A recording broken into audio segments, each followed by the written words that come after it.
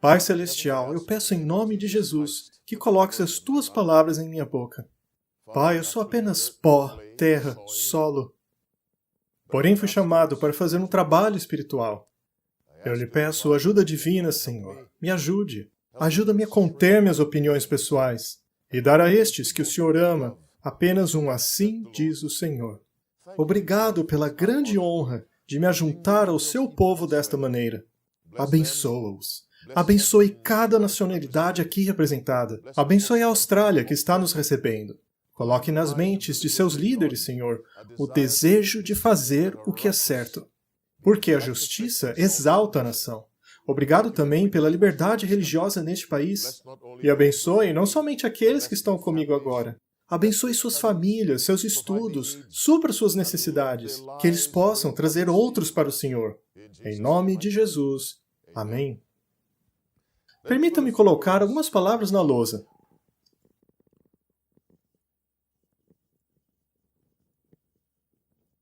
Que é isso? Economia?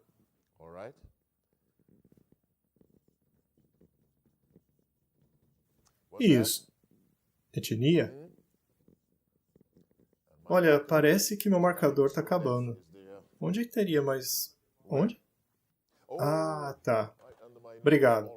Bem debaixo do meu nariz. É a vida, né?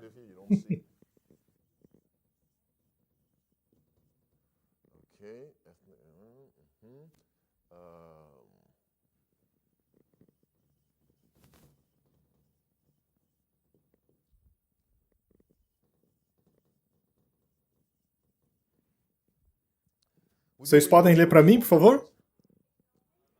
Economia, etnia, social, religioso, gênero.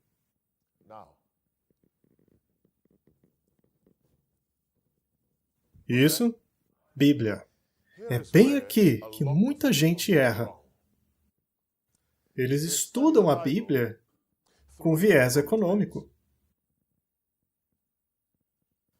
Eles veem a Bíblia apenas como uma defensora do pobre contra o rico. E eles não se importam com qualquer coisa que vá além da questão entre o pobre e o rico. Já outros enxergam a Bíblia somente com viés étnico. Brancos contra negros. Um contra os outros. Com essa visão, eles olham para a Bíblia apenas para responder questões étnicas. Já um outro grupo enxerga a Bíblia com viés social. Essa classe contra outra. E eles procuram respostas para as questões de classe. Por quê? Porque enxergam a Bíblia através de uma lente social. E tem aqueles que enxergam a Bíblia com viés religioso.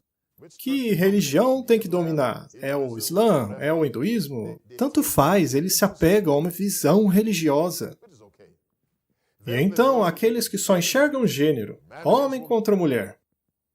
Eles estudam a Bíblia assim, e tudo é visto sobre a ótica do homem contra a mulher. E é claro, no mundo atual, parece que tem mais que dois gêneros, não é? Mas afinal, como deveríamos enxergar a Bíblia? Este não é o jeito de estudar a Bíblia. Estudando dessa maneira, você se predispõe a interpretá-la de maneira errada, não importa o quão erudito isso possa parecer. O contexto correto para se estudar a Bíblia é o seguinte: o grande conflito.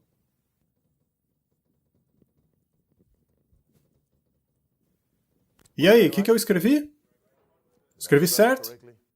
Parece que sim. Esse é o contexto. Essa é a premissa. Esse é o paradigma, se você conhece essa palavra, a ser usado quando se estuda a palavra de Deus, porque isso explica tudo. Aqueles não explicam esse.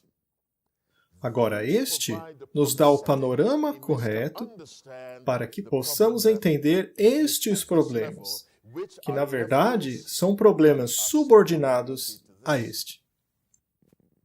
Talvez eu não tenha sido claro, deixa eu repetir. Se você acredita na Bíblia,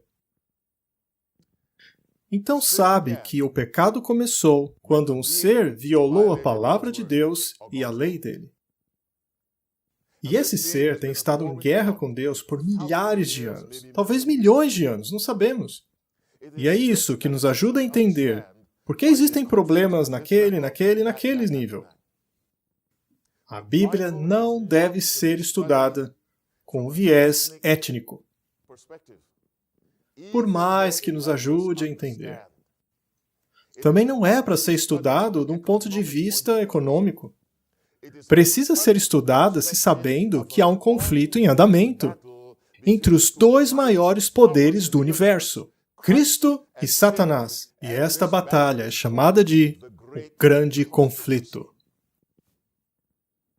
Dito isso, me permito apagar o que eu escrevi na lousa.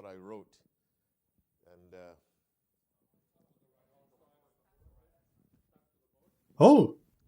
Ah, tá. Eu não conhecia essa tecnologia. Tá bom. Deixa eu apagar isso aqui.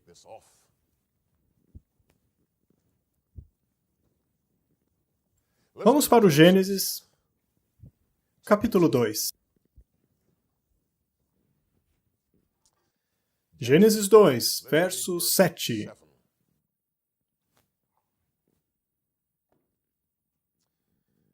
A Bíblia diz: "E o Senhor formou o homem do pó da terra, e soprou em suas narinas o fôlego de vida, e o homem se tornou uma alma vivente." Leiamos agora Gênesis 1, 26. Gênesis 1, 26. E Deus disse: "Façamos o homem à nossa imagem e semelhança." A palavra homem inclui homem e mulher. Isso é Gênesis 1, 26. Mas esse não é o caso em Gênesis 2, verso 27. Vamos ler esse verso de novo? E o Senhor Deus formou o homem do pó da terra. Em Gênesis, capítulo 2, verso 7, a referência apenas de Adão e não a Eva. Me permita dizer de outra maneira. A criação de Gênesis 2, 7 foi a criação do homem. Um homem, Adão, e não Eva. Somando isso a Gênesis 1, verso 26, podemos concluir que o que aconteceu em Gênesis 2, 7 foi a criação do homem à imagem de Deus. Adão foi diretamente criado à imagem de Deus. Um cumprimento de Gênesis 1, 26. Agora vá ao verso 21 e 22 de Gênesis 2. E o Senhor Deus fez o homem cair em sono profundo, e ele dormiu. E tomou uma de suas costelas e cerrou a carne em seu lugar. E da costela que o Senhor Deus retirou do homem, fez a mulher e a levou até o homem. Agora, em Gênesis 2, 21 e 22, nós temos Eva. Muito bem. Por quê? Por que não foram feitos ao mesmo tempo?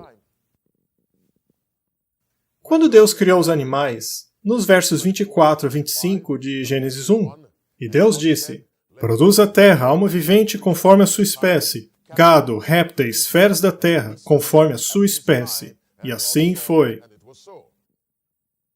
Macho e fêmea foram criados ao mesmo tempo em que Deus criou os animais. Mas quando ele criou o homem, ele o criou em diferentes junções no mesmo dia. Mas por quê?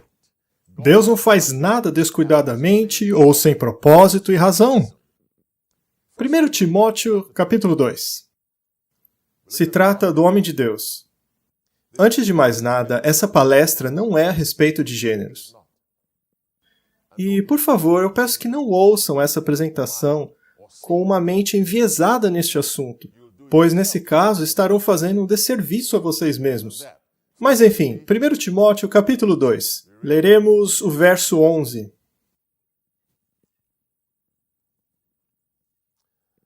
Já acharam?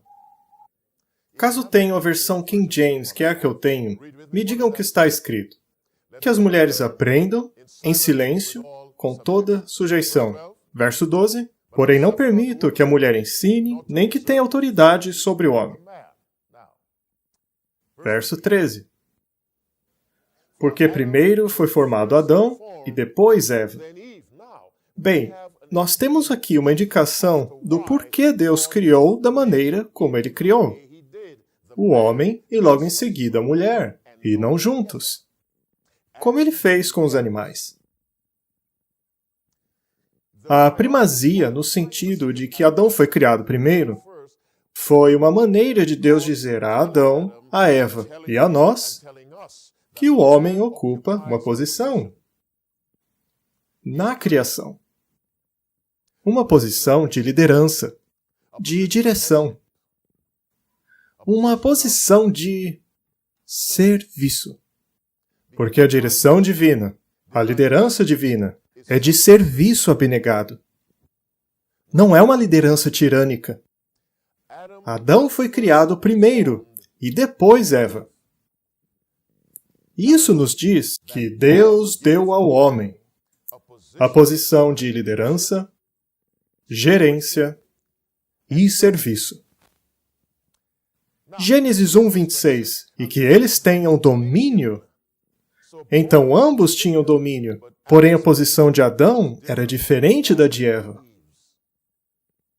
E isso é indicado pela ordem na qual os dois foram criados.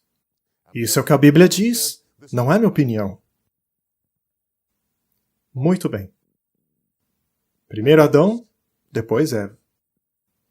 Adão, o líder. Vamos agora ao capítulo 2, verso 21. 22 já lemos. Então o Senhor Deus fez o homem cair em um sono profundo, e enquanto este dormia, tirou-lhe uma de suas costelas, fechando o lugar com carne. E com a costela que havia tirado do homem, o Senhor Deus fez uma mulher e a levou até ele. Analisemos agora a imagem de Deus em Eva, ainda considerando a questão do homem de Deus. E lembre-se, essa palestra não é sobre gêneros, é apenas um estudo da Bíblia. De qual parte de Eva Deus criou Adão? Acho que vocês não me ouviram. De qual parte de Eva Deus criou Adão? De qual parte de Adão Deus criou Eva? A costela. O que significa que quando Deus criou Adão, Adão recebeu a sua imagem de Deus diretamente de Deus. Mas Eva recebeu a imagem de Deus, preste atenção no que eu vou dizer, através de Adão. Mas era a mesma imagem. Deus não tem duas imagens. Vocês estão entendendo? Muito bem, parece que alguns aqui ainda não entenderam, mas é minha culpa. Vou explicar de novo. Deus faz Adão. Coloca nele a sua própria imagem. Até aqui tudo bem? Agora Deus faz Eva de algo tirado de Adão. Quanto de Adão era perfeito e sem pecado quando Deus o criou? Tudo. E onde estava a imagem de Deus quando Deus criou Eva? Em Adão. Então Deus tira algo de Adão, deste homem sem pecado, algo deste homem perfeito, no qual a imagem de Deus havia sido colocada. Estão entendendo? E deste material, de um homem que possuía a imagem de Deus, e ela estava nele todo, e a partir dele, Deus faz Eva. E ela recebe a mesma imagem, mas através de Adão. Agora, se Adão e Eva não tivessem pecado, Caim teria nascido como? Caim também teria nascido de acordo com a imagem de Deus. Mas através de quem? Adão e Eva. Mas na mesma imagem de Deus. Vocês estão entendendo? E isso era uma responsabilidade tremenda sobre Adão. Isso não era tipo, eu sou o chefão. Não. Isso colocava sobre ele uma tremenda responsabilidade, já que Deus o havia escolhido para transmitir a sua imagem à mulher. Porque se ele fizesse besteira, as pessoas sofreriam.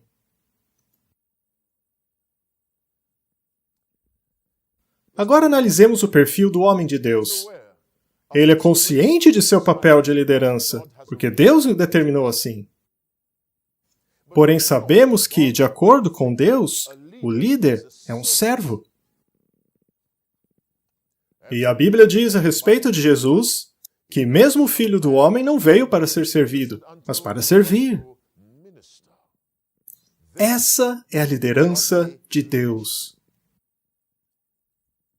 Foi para isso que Adão foi criado. Agora, analisemos o homem de Deus novamente. Vamos a Gênesis capítulo 3. Antes de lermos capítulo 3, verso 6, vamos orar novamente. Querido Deus, enquanto lidamos com esse assunto delicado, diga-me o que dizer, como dizer e quando dizer. Eu me humilho e me nego. Sou apenas um alto-falante em suas mãos, portanto, fale por mim, Senhor. Em nome de Jesus. Amém. Verso 6 de Gênesis 3, leiam comigo. Quando a mulher viu que a árvore parecia agradável ao paladar, era atraente aos olhos, e além disso desejável para dela se obter discernimento, tomou do seu fruto e o comeu, e o deu ao seu marido, e comeu também. E os olhos dos dois se abriram, e perceberam que estavam nus, e então juntaram folhas de figueira para cobrir-se. Vamos estabelecer uma cronologia enquanto estudamos sobre o homem de Deus. Quem pecou primeiro? Eva.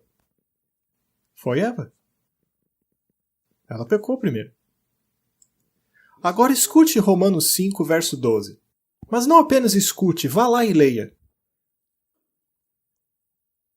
Estamos falando do homem de Deus, que tem consciência que ele tem uma posição de liderança, que é, na verdade, uma posição de serviço. Serviço esse que requer o sacrifício abnegado de si mesmo, assim como Cristo. Romanos 5, verso 12. Portanto, da mesma forma como o pecado entrou no mundo por um homem, e pelo pecado a morte, assim também a morte veio a todos os homens, porque todos pecaram. Espere um momento. Quem pecou primeiro? Quem introduziu o pecado no mundo? Não foi Eva? Só que quando você vê Eva introduzindo o pecado no mundo, olha, esse aqui é o mundo. E aqui é a Austrália. Aqui é a Nova Zelândia. Agora, quando eu digo que Eva introduziu o pecado no mundo, que ela foi a primeira pessoa no mundo a pecar, veja, Eva está bem aqui, ó. Você consegue ver o pecado dela? Seu pecado a afetou, mas parou por aí?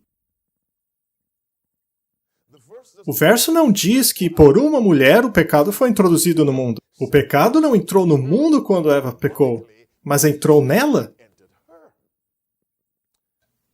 Mas quando Adão pecou, o pecado então entrou no mundo todo. Afetou os animais? As plantas começaram a dar espinhos? Temos ervas daninhas agora? Temos partos dolorosos?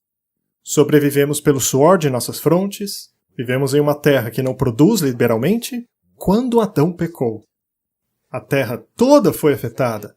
Mas esse não foi o caso quando Eva pecou. Então, ainda que os dois foram feitos à imagem de Deus, nós podemos ver a diferença na questão da responsabilidade, porque o mundo foi colocado essencialmente sob a responsabilidade de Adão. Quando ele caiu, o mundo inteiro caiu. Mas quando ela caiu sozinha.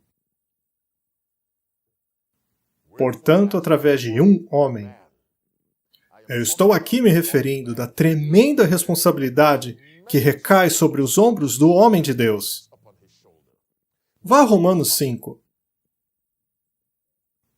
Romanos 5, verso 18. O que diz ali? Pois assim, como por uma só ofensa veio o juízo sobre todos os homens para condenação, assim também, por um só ato de justiça, veio a graça sobre todos os homens para justificação de vida. Verso 19 agora. Porque pela desobediência de... Quem é o desobediente? Quem é? Adão. E qual é a ofensa do verso 18? O pecado de Adão. E do que a Bíblia chama Cristo, afinal? O segundo Adão, não a segunda Eva.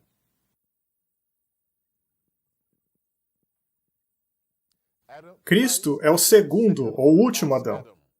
1 Coríntios, capítulo 15, verso 45 e 47. Cristo é o segundo ou último Adão, e não o segundo ou a última Eva. Porque Cristo não veio redimir a queda de Eva, mas a queda de Adão. Ora, Eva não precisa de um redentor? É claro. Mas o pecado de Eva foi apenas um problema para ela. Porém, o pecado de Adão foi um problema para a criação. Quando Cristo voltar, leia 2 Pedro, capítulo 3, e deixe que a Bíblia explique melhor que eu. Capítulo 3, verso 10, para que você entenda o que eu estou querendo dizer. 2 Pedro, capítulo 3, verso 10. Pense enquanto você escuta. Quando se estuda a Bíblia sinceramente, Deus fala a você. 2 Pedro, capítulo 3, verso 10. Mas o dia do Senhor virá como ladrão à noite, no qual os céus passarão com grande estrondo, e os elementos ardendo se desfarão, e a terra e as obras que nela há se queimarão. Agora, por que Deus tem que fazer isso? Me dê uma resposta. Pecado. Portanto, o pecado não afetou apenas a terra, mas afetou aquela parte, aquela região do céu associada com a terra. Então, a Bíblia diz que, quando Jesus voltar, não apenas a terra, mas os céus queimarão.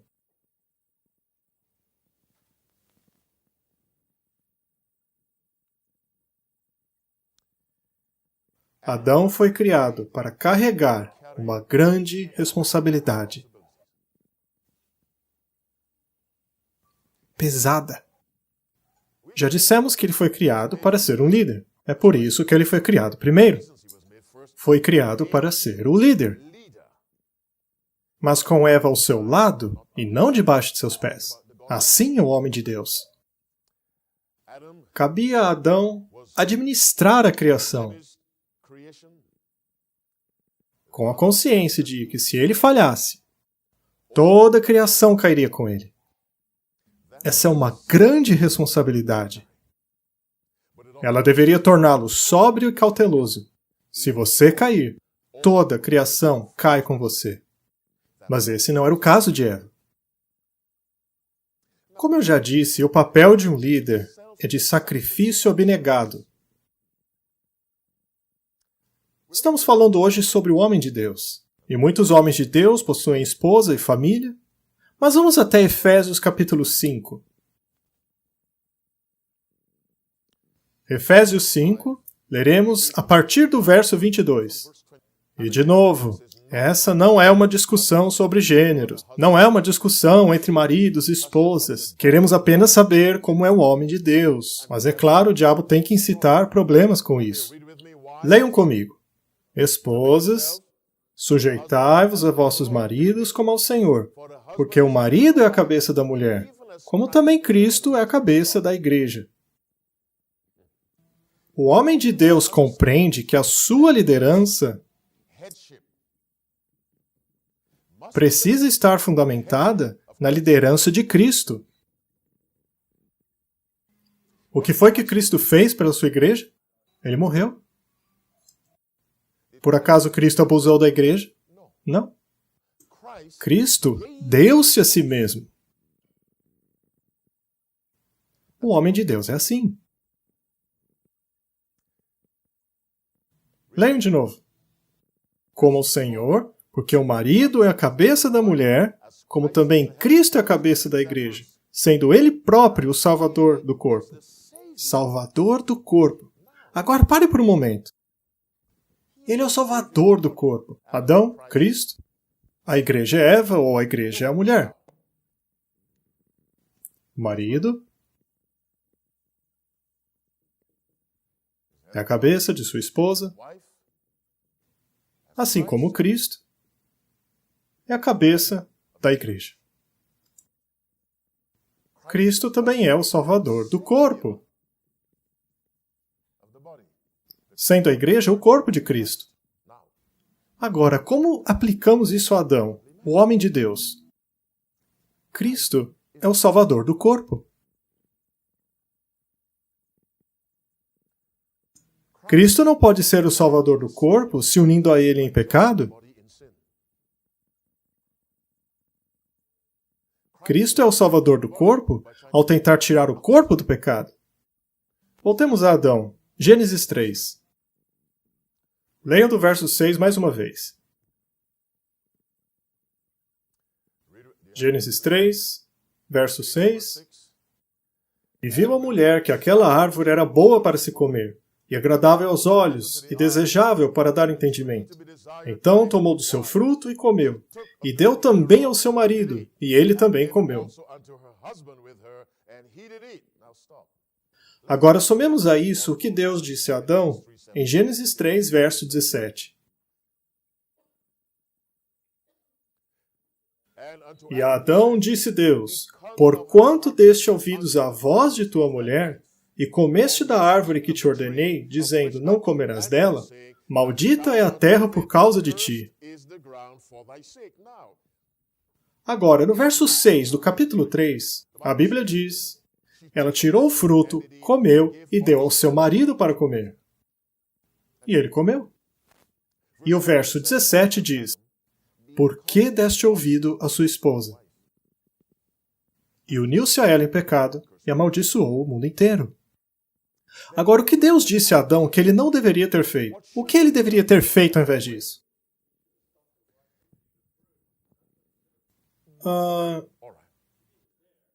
Não, ele não estava lá.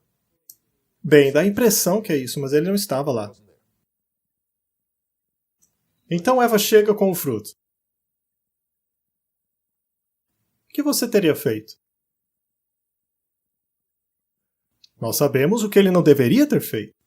Ele não deveria ter se unido a ela, porque ao invés de ser o salvador do corpo, ele acabou tornando-se o seu destruidor. O dever dele como homem de Deus seria salvar o corpo.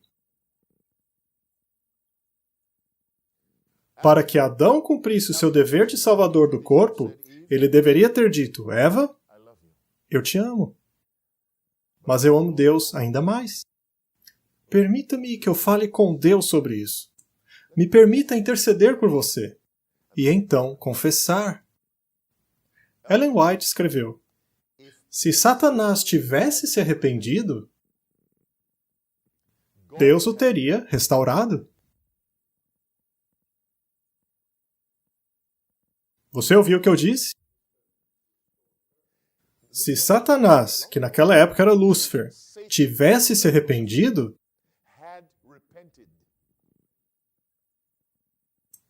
e veja, você só pode se arrepender se você já pecou. Se depois do pecado de Lúcifer, ele tivesse se arrependido, Cristo teria o restaurado à sua posição. Sim. Deus não é o mesmo ontem, hoje e para sempre. Se Deus realmente estava disposto a perdoar Satanás e restaurá-lo, ele não faria o mesmo por Eva? Faria. Porém, Adão, ao invés de ser o salvador do corpo, que na verdade é seu dever para com sua esposa e a família, Adão se uniu a ela em pecado. Por ter colocado sua esposa acima de Deus. Vamos dar uma olhada em um homem de Deus em Josué, capítulo 24, verso 15.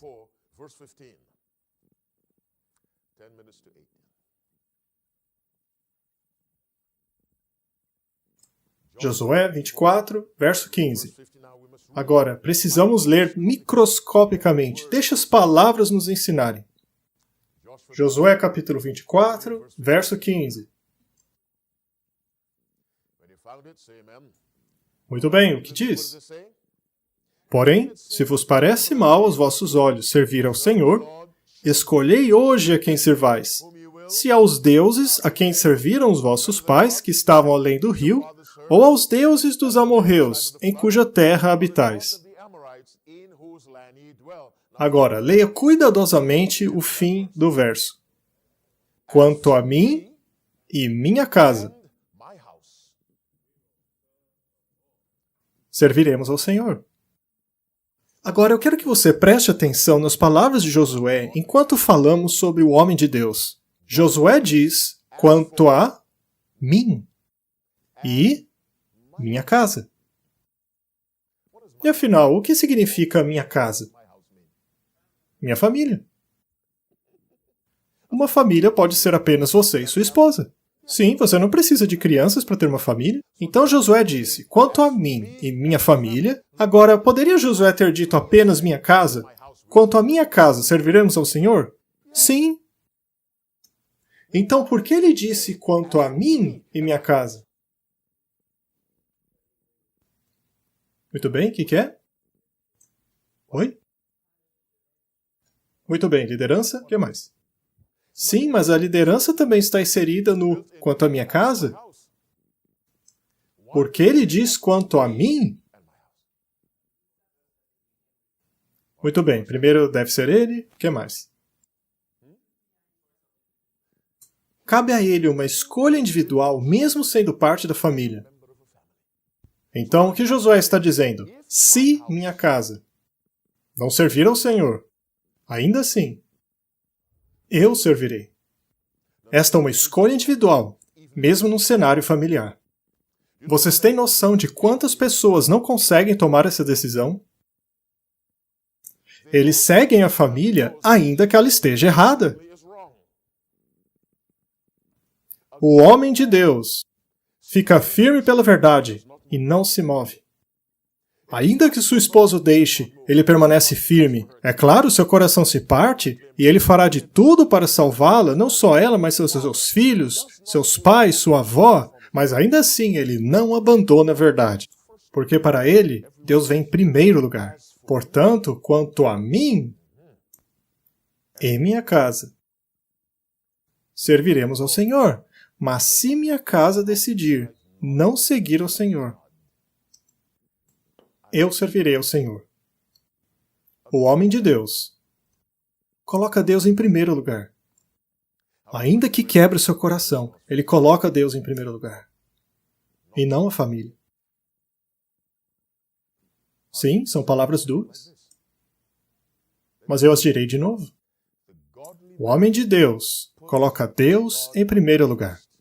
Olhemos ao exemplo máximo de homem de Deus, que é Jesus. Quem é sua esposa? A igreja. A igreja pecou, transgrediu a lei de Deus. Agora, Cristo poderia alterar a lei de Deus a fim de salvar a sua esposa. Certo? Cristo poderia ter apelado ao Pai, dizendo, por que o Senhor não rebaixa os seus padrões, a fim de facilitar para minha esposa? Mas não. Ele disse, mulher, você precisa se adequar à lei de Deus. Eu proverei uma saída. Pois eu não posso rebaixar as normas de meu pai e alterar a sua lei. Você precisa se adequar a ela, mas eu farei isso por você. Salvador do corpo. O homem de Deus gasta muito tempo em oração, enquanto sua família dorme. Porque ele é o Salvador do corpo. Lembram-se de Jó? Enquanto seus filhos estavam comendo, bebendo ou fazendo sabe-se lá o quê? O que Jó estava fazendo? Sim, porque Jó sabia que ele era o cabeça da casa. Ela era sua responsabilidade.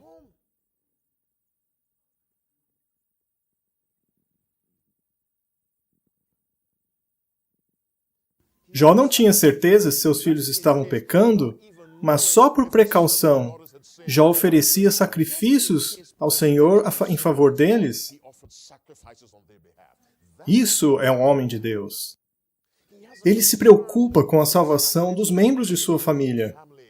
No entanto, é uma preocupação que não leva à destruição.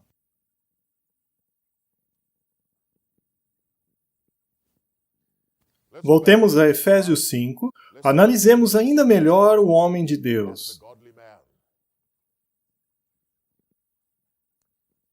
Efésios 5, verso 22. Já estão lá? Vamos ler juntos. O que é que diz? Esposas, se submetam aos seus maridos como ao Senhor, porque o marido é a cabeça da esposa, assim como Cristo é o cabeça da igreja. Continuem.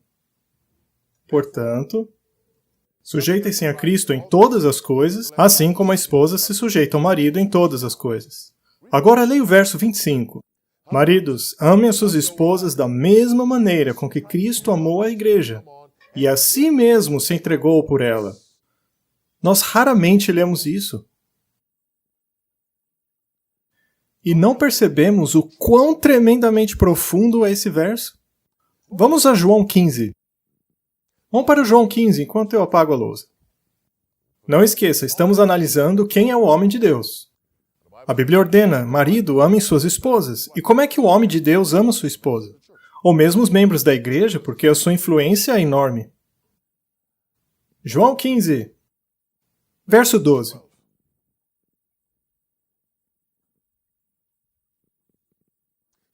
Este é o meu mandamento, que vos ameis uns aos outros. Mas afinal, quem é o outro? São os discípulos. Cristo está dando um longo sermão aqui antes de ir para o Getsêmani. Quando se olha para o verso 14, para o 15, para o 16, para o 17, são todos em letras vermelhas. Mas no 18, porém, ele já está no Getsêmani, ou seja, são as últimas palavras do Mestre. Esse é o meu mandamento, que vocês amem uns aos outros. Mas como? Existe o amor humano. Amem uns aos outros. E qual é a norma para o amor humano? Vocês acabaram de ler? É só ler o verso 12. Esse é o meu mandamento. Que amem uns aos outros. Ok, amor humano. Então, qual é a norma para o amor humano? É o amor divino. A norma do amor humano é o amor divino.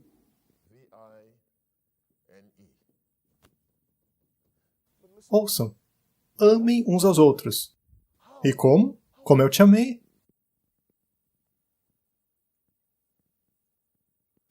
Mas como Cristo amou? Leia o verso 13. Ninguém tem amor maior do que este, de dar a alguém a sua vida pelos seus amigos. É assim que eu te amei. E é assim que vocês amam uns aos outros. Estejam prontos para morrer uns pelos outros. Bem, acabamos de analisar o homem de Deus e sua esposa. Ninguém tem maior amor do que este, que alguém dê a própria vida pelos seus amigos. O que diz 1 João capítulo 3, verso 16? 1 João 3, 16.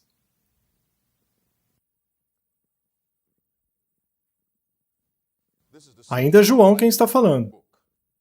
Ele escreveu 5 livros, o Evangelho de João, as 3 epístolas e, é claro, o Apocalipse. Muito bem, 1 João 3,16, o que diz? Nisto conhecemos o que é o amor, que Jesus Cristo deu a sua vida por nós.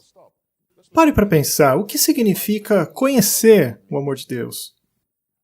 É assim que podemos entender, quer dizer, não totalmente, porque não podemos compreender completamente algo divino, mas como podemos compreender o amor de Deus? Ao estudarmos a sua morte. E como termina o verso?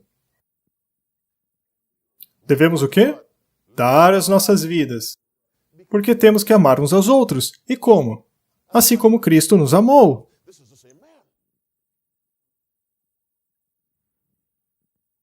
Alguns de vocês parecem perdidos. Muito bem. Prestem atenção. A maior expressão de amor é o voluntário sacrifício da vida a outra pessoa. Não ser morto por alguém, mas dar a sua vida por alguém. Ser morto é uma coisa, mas dar a sua vida é outra. Nisto conhecemos o que é o amor, porque Ele deu a sua vida por nós, voluntariamente. E nós devemos fazer o mesmo pelos irmãos. Agora, volte para João 15 e leia o verso 12. Leiam, este é o meu mandamento, não sugestão. Este é o meu mandamento, que vocês amem uns aos outros, assim como eu vos amei. E será que isso inclui todas as raças? Ou classes econômicas? Todos os gêneros? Sim. Tendo dito isso, voltemos para Efésios 5, verso 25.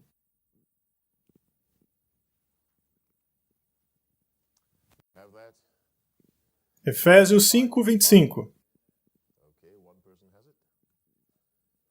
Marido, ame as suas esposas. E como? Assim como Cristo amou a sua igreja. E como os irmãos devem amar uns aos outros, assim como eu vos amei. E como o marido ama sua esposa, como Cristo amou a sua igreja, ou seja, dando a sua vida. Muito bem, então quer dizer que todos os maridos precisam sair daqui e se jogar em frente a um carro? Claro que não. Mas vocês percebem que o meu propósito nesse mundo é continuamente me doar em favor de uma outra pessoa. Então, o homem de Deus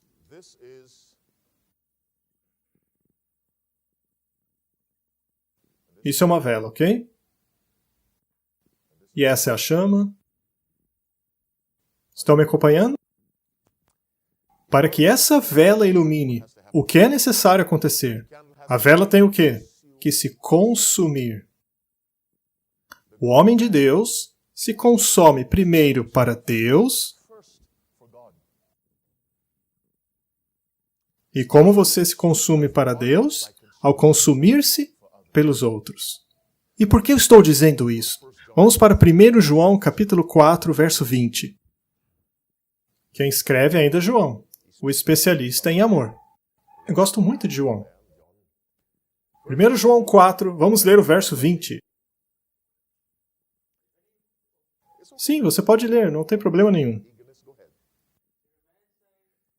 E se alguém afirmar que ama a Deus, mas odeia seu irmão, é mentiroso. Porque aquele que odeia seu irmão, a quem vê, como pode amar Deus a quem não vê? Então o que Deus diz aqui? Ele está conectando o nosso amor a Ele através do nosso amor pelos outros. Entenderam? Parece que não. Bem, se vocês não estão entendendo, a culpa é minha. Leia o verso 20 mais uma vez, por favor, meu irmão. Verso 20 de 1 João 4. Pare aí. Quando o homem diz que ama Deus, todo mundo ama Deus, não é mesmo? Eu amo Deus. Continue lendo. Ok. Pare aí. Baseado no que você leu, como amamos a Deus? Sim, exatamente.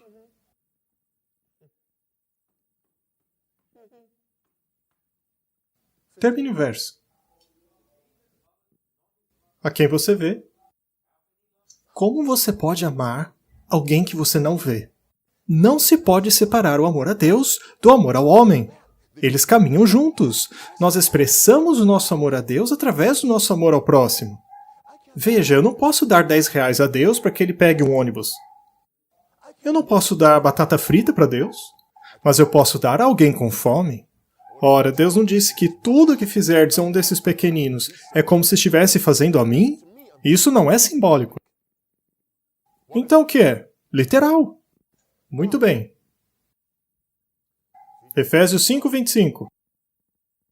Desculpem fazer vocês pularem para lá e para cá na Bíblia, mas isso é bom. Maridos, qual é o seu nome? Deus te abençoe, Liam. Maridos, amem suas esposas. Será que isso é só uma sugestão ou uma ideia? Afinal, o que é isso? Maridos, amem as suas esposas, assim como Cristo amou a sua igreja, e deu-se a si mesmo por ela. Agora, quero que vocês respondam, será que um homem pode amar assim a sua mulher? Se isso fosse obedecido nas igrejas, não haveria abuso de esposas. As mulheres mais felizes no mundo deveriam ser esposas de cristãos. Agora, eu estou dizendo que nós somos perfeitos? Não, não, claro que não. Olha, não diz pra ninguém, hein? Mas eu não sou. Maridos, ainda estamos falando sobre o homem de Deus. Isso não é uma discussão de gêneros. O homem de Deus percebe isso. Ele tem uma grande responsabilidade. Ele é responsável por supervisionar a criação. Se ele cai, a criação cai. Quando alguém se dá conta dessa responsabilidade, o que ela é compelida a fazer?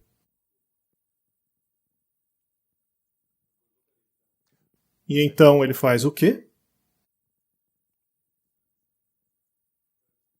Ele percebe que é incapaz de fazer isto sozinho.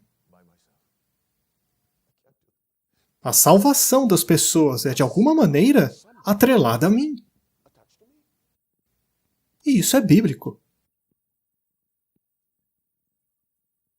O homem de Deus vive com esse tremendo senso de responsabilidade, que a salvação da minha família depende, de alguma maneira, de mim.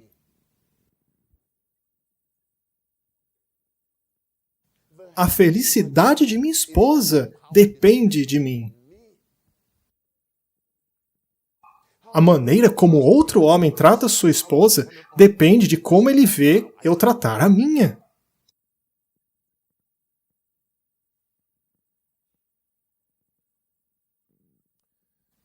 O homem de Deus. Vá a Isaías capítulo 53.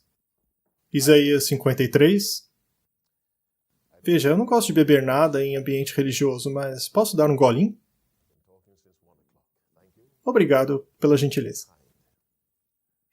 Que Deus os abençoe e dê a vocês nota máxima nos seus exames.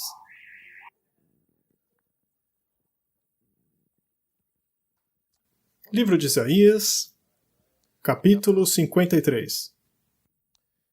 Leia o verso 7. Ele foi oprimido e afligido, mas contudo não abriu a sua boca. Como um cordeiro foi levado ao matadouro, e como uma ovelha que diante dos seus tosqueadores fica calada, ele não abriu a sua boca. Estamos falando sobre um homem de Deus. Existe uma condição da qual os pecadores sofrem que é pior do que câncer. A condição é a seguinte: nós nos distanciamos tanto da verdade que começamos a ver a verdade como um erro. Ou então que a gente não consegue mais reconhecer a verdade. Muito bem, na nossa sociedade, um homem forte é uma pessoa que você não quer arrumar confusão. Não mexe comigo, hein? Não se implica com alguém de quem não se dá conta, não é mesmo? Por exemplo, algum grandalhão australiano que joga rugby. Aquele jogo estranho que vocês gostam. Mas, enfim. Esse é um cara durão. Cuidado com ele. Ele consegue te nocautear com apenas o olhar dele. Já o homem de Deus é alguém que você empurra e ele vai embora. O homem de Deus é alguém que você dá um tapa e ele ora por você. Mas nós estamos tão distantes das referências bíblicas que quando vemos um homem desses, nós o chamamos de maricas. Quem é o homem mais forte que já viveu, moralmente? Foi Jesus. Me diga o que aconteceu quando eles deram um tapa em sua cara. Ele não retribuiu? O único jeito de viver assim é agarrar a Deus e não deixar ele ir embora. Esse é o homem de Deus. Ele é oprimido, como Cristo foi oprimido.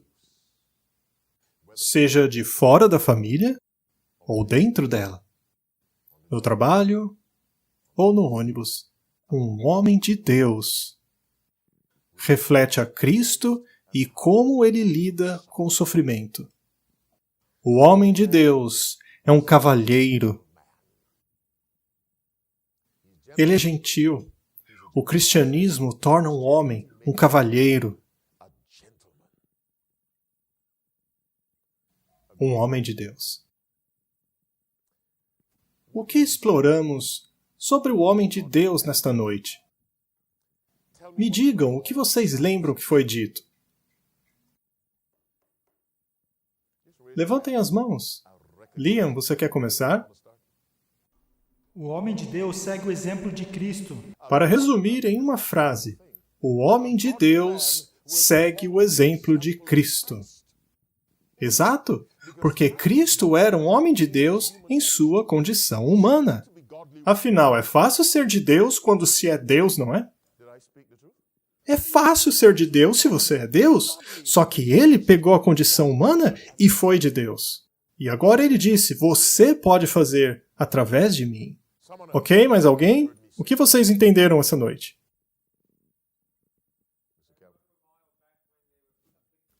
Repita, por favor. Ele não reagia, ele não retaliava. Muito bem. Alguma outra coisa das minhas observações iniciais? O homem de Deus permanece firme pela verdade. Não importa quantas perdas ele pode sofrer por causa disso. Mesmo que seja contra o mundo inteiro. O que mais vocês me ouviram dizer?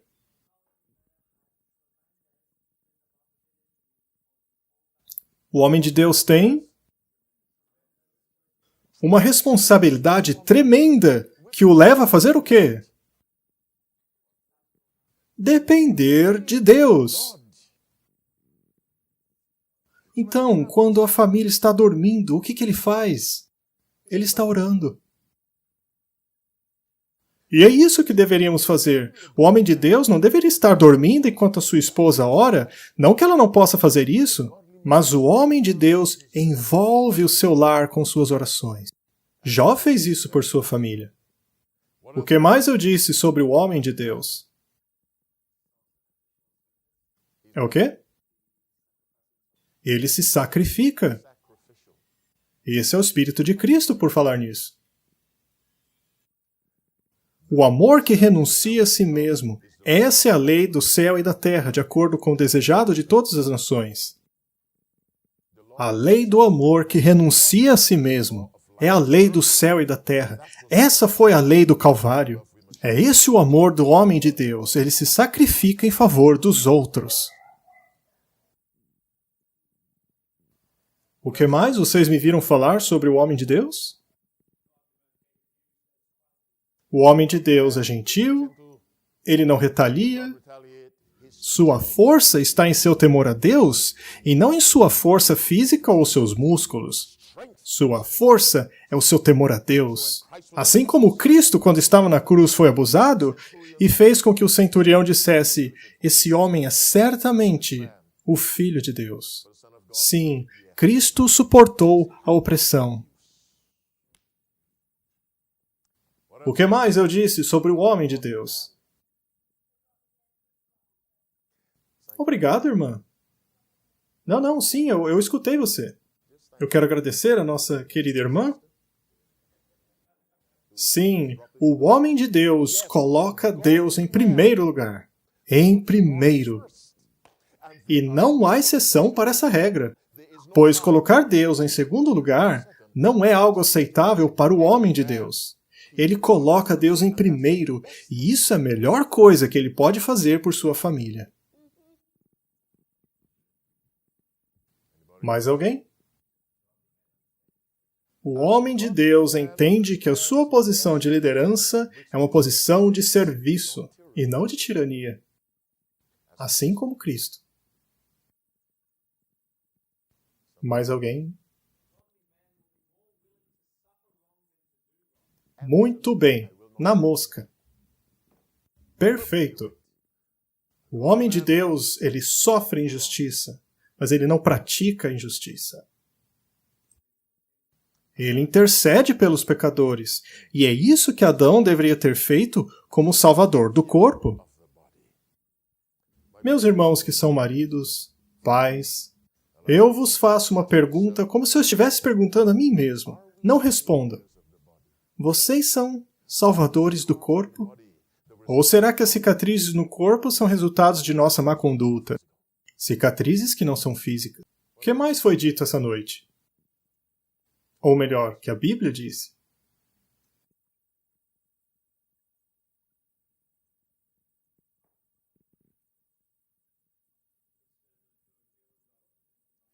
A norma do amor humano. Bem, a norma de qualquer coisa deve ser divina. Na verdade, é um conceito impressionante que Deus lhe tem tão alta conta a ponto de estabelecer normas divinas para você. Se Deus não se importasse com você, ele lhe daria normas humanas mesmo. Mas ele nos tem tão alta conta que estabelece referências divinas para nós. Seria como uma escola ter um jovem em tão alta conta a ponto de lhe dar trabalhos de universidade.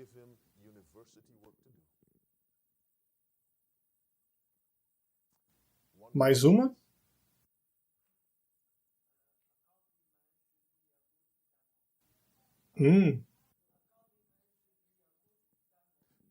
Ah, sim, claro. Um homem de Deus deve ser um bom exemplo. Qual é a origem da força do homem de Deus?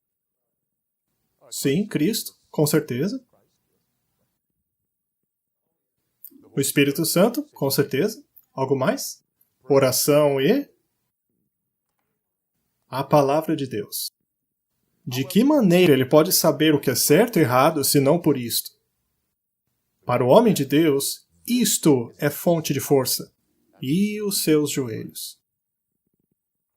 Enquanto a família está num piquenique, enquanto as crianças estão para lá e para cá, brincando, e a esposa está conversando, o homem de Deus, de joelhos ou não, mas aqui, está protegendo a sua família. E ele nunca abandona o posto. Porque o inimigo não precisa que você deixe o posto por um mês, mas apenas um breve período, para que ele possa vir, atacar e fugir. E então tudo explode. Meus amigos, meus irmãos, minhas amigas, casados ou solteiros, Deus espera o mesmo de cada um de nós. Vamos tentar ser homens de Deus? Estejamos cientes do que Deus espera de nós? Estejamos cientes do que nossa família espera de nós? Estejamos cientes do que a sociedade espera de nós? Independente da idade. E se nós tivermos pequeninos, que a palavra de Deus seja sua fonte de poder. Que as nossas famílias possam encontrar em nós um refúgio. Um refúgio para todas as lutas e conflitos. Perguntas? Ou comentários? Contribuições?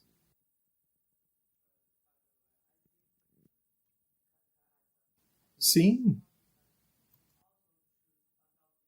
Ah, essa é outra história. Essa é outra história. Você está certo. Sim, ele está certo. O homem de Deus deve escolher uma mulher de Deus para ele. Mas, a fim de reconhecer uma mulher de Deus, para identificá-la atrás da máscara, e as belas unhas, e os seus saltos altos, exigem que o homem de Deus esteja na Bíblia para que ele possa reconhecer uma mulher de Deus. Gostei dessa. Ele é meu amigo? Mais alguma coisa antes de terminarmos? Cavalheiros, que Deus os abençoe. E eu digo isso de coração, que Deus os abençoe. Sabe, os jovens, eu costumava ser jovem há muito tempo atrás. Mas por causa da televisão e do esporte, e filmes e revistas, nós temos o conceito corrompido do que um homem de bem é. E eu oro que vocês encontrem o seu modelo em Jesus Cristo. Estudem sua vida. Aquele que estuda a vida de Cristo e procura a habitação do Espírito Santo de Deus, e procura imitar aquela vida, só pode ser uma bênção a todos. E certamente entrará no reino de Deus quando ele vier. Quantos de vocês, irmãos, gostariam de entrar no reino de Deus? Mais uma pergunta. Quantos de nós aqui tentaremos ser homens de Deus? Fiquem de pé comigo, por gentileza. E mulheres, obrigado por terem vindo. Nós vamos orar. Enquanto estão de pé, por favor, vá em Lucas capítulo 1 enquanto ficamos de pé. Fiquem de pé.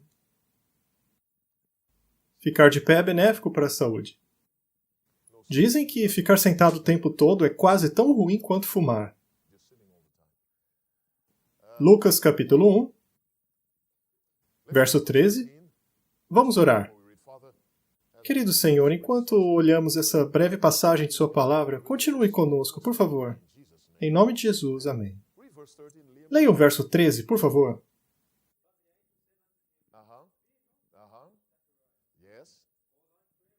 E sua mulher, Isabel? E o seu nome será? Muito bem, agora. Muito bem, um anjo aparece a Zacarias, diz-lhe que suas orações foram ouvidas e que sua esposa teria um filho. Ok. Vamos ao verso 57, de Lucas 1. Eu estou pensando ali no meu irmão que gostaria de ser batizado.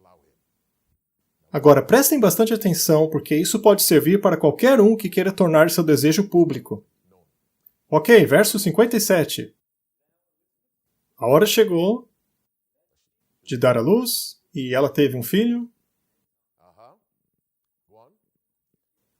E ela e seus amigos vieram para... O Senhor tinha... E eles... Muito bem, o bebê tinha nascido, estavam todos felizes celebrando. Era um momento muito feliz. Agora leia o verso 59. Oitavo dia, circuncidaram a criança. E o chamaram Zacarias, seu nome. Bem, eles queriam chamá-lo de Zacarias, mas o que o anjo disse ao pai no verso 13? Chame-o de João? Leia mais uma vez o verso 58 e 59. E os vizinhos dela tiveram misericórdia dela e vieram para celebrar. As pessoas mais influentes em nossa vida são os nossos familiares e amigos. Nos importamos com o que os nossos parentes e amigos pensam, e diz que os seus vizinhos e parentes vieram celebrar com ela. Agora leia o verso 59. Muito bem, eles vieram 8 dias depois para a circuncisão da criança. Os familiares e os amigos, aqueles com grande influência sobre nós. E qual nome eles sugeriram para a criança?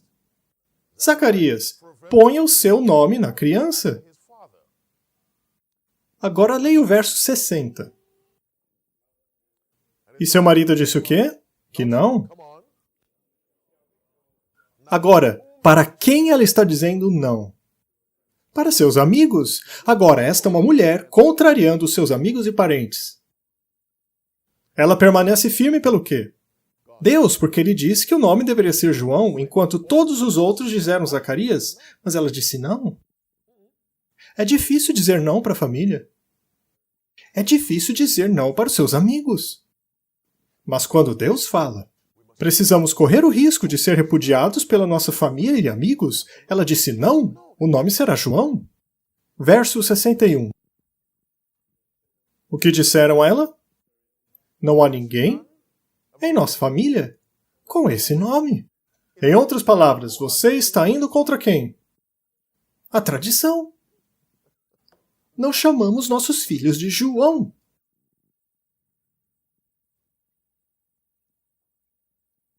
Em todas as minhas viagens, é triste dizer, mas encontro cristãos mais comprometidos com a tradição do que com a verdade. É a minha tradição, mesmo não estando na Bíblia. Eles estão mais comprometidos com a cultura do que com Cristo. É a minha cultura. Então eles usaram esse argumento contra Isabel. Não há ninguém em nossa linhagem com esse nome. O que você está fazendo? Quem é você para ir contra a tradição? Meu irmão, você está numa posição difícil. Deus o convenceu a se batizar. Sua família diz não. Você deve tomar uma decisão. É fácil? Não. Sabe qual decisão tomar? Sim. Eu estava pregando em Uganda há alguns anos atrás, quando uma garota de 16 anos veio a mim, e ela era muçulmana. Ela disse, pastor, eu aprendi coisas que nunca tinha ouvido antes. Obrigado. Eu tomei a decisão de me batizar, de ser uma adventista. Ela disse, eu não me importo com o que a minha família pensa, eu vou me batizar. Eu não sabia o que dizer, era só uma garota, 16 anos. Sabe, uma coisa é contrariar uma família cristã, outra é contrariar uma família muçulmana. Algum tempo depois, eu voltei a pregar neste mesmo lugar, em Uganda, e essa garota veio a mim querendo se batizar. A família dela disse que, se ela se batizasse, ela seria riscada do testamento, eles não pagariam mais a mensalidade dela, você será cortada. Algumas pessoas veem educação como sua salvação. Esse é o meu trabalho, meu salário, com ele eu posso comprar casa, carro, ter uma mulher e crianças. É assim que as pessoas pensam. Ela disse ao seu pai e sua mãe, podem me rejeitar. Podem me rejeitar. Mas eu tenho que me batizar. Ela se batizou, ela foi rejeitada. E então eles a observaram. E um ano mais tarde, eles a chamaram, quando eles viram que ela não ia retroceder e que ela suportou a rejeição e o desprezo, eles devolveram tudo a ela novamente. Perceberam que nada do que fariam mudaria sua mente. E ela está fiel na igreja até hoje. Deus pode estar chamando você para salvar sua família. Sim, não é fácil, mas peça forças a Deus para fazer o que é certo. Ele pode estar chamando você para salvar a sua família. Agora, o último verso antes de vocês irem. João 7, verso 5. Por favor, leiam. João 7, 5. Pode ser que vocês fiquem surpresos com isto na vida de Cristo. A Bíblia diz. Espere um momento. Houve um momento em que a família de Jesus não acreditou nele. Agora vamos para Lucas, capítulo 2. Lucas 2, quando encontraram Jesus no templo. Vocês são todos jovens, vocês conseguem ficar de pé. Lucas 2, verso 48. Eles o encontraram no templo, agora escute a mãe dele. Verso 48.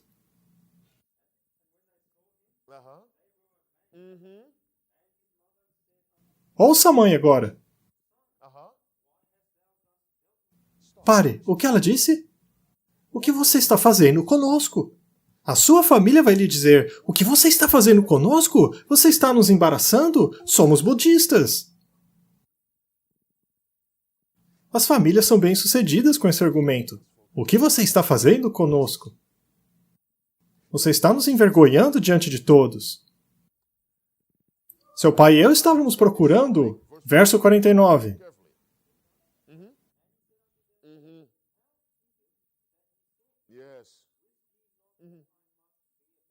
Você não quer que eu sirva meu pai antes de mais nada? Agora o verso 50. Mas eles não entenderam. Não entenderam. Ouçam. A mãe de Jesus, escolhida a dedo por Deus, não entendeu o próprio Jesus. Seus irmãos também não acreditavam nele. Jesus sabia o que é ser a única pessoa da família a servir Deus em plenitude. E você está nessa posição. O próprio Jesus entende isso. Então, quando você falar com Deus, diga, Pai, minha família não me entende. E ele dirá, meu filho, eu sei, porque Jesus teve a mesma experiência. Eu vou orar por você, mas decida-se pelo que é certo. Oremos. Pai Celeste, obrigado por essa noite. Te agradecemos pelo poder e pela beleza de sua palavra. Querido Deus, abençoe estes meus irmãos. Em seus corações há o desejo de fazer o que é certo diante de Ti. Muitos aqui são maridos e pais. Por favor, Senhor, nos ajude a sermos homens de Deus, e o grande homem de Deus é o Senhor Jesus Cristo. Ajuda-nos a imitar a sua vida e estar cientes da tremenda responsabilidade que é a liderança abnegada. E que as nossas vidas de homens de Deus brilhem de santa alegria, para iluminar nossas esposas, nossos filhos e a nossa comunidade. Que nossas vidas acelerem a vinda de Jesus. Abençoe o meu irmão, que deseja ser batizado, mas está preocupado com o que sua família diz. Abençoe o meu irmão, cujo pai não está bem, que o Senhor possa curá-lo. E atente para qualquer pedido que não foi mencionado aqui. Que seus anjos possam nos escoltar de volta para casa. Olhe por nós enquanto dormimos e nos traga aqui novamente amanhã. Eu lhe faço essa oração, em nome de Jesus. Amém. E amém. Voltem para casa em segurança.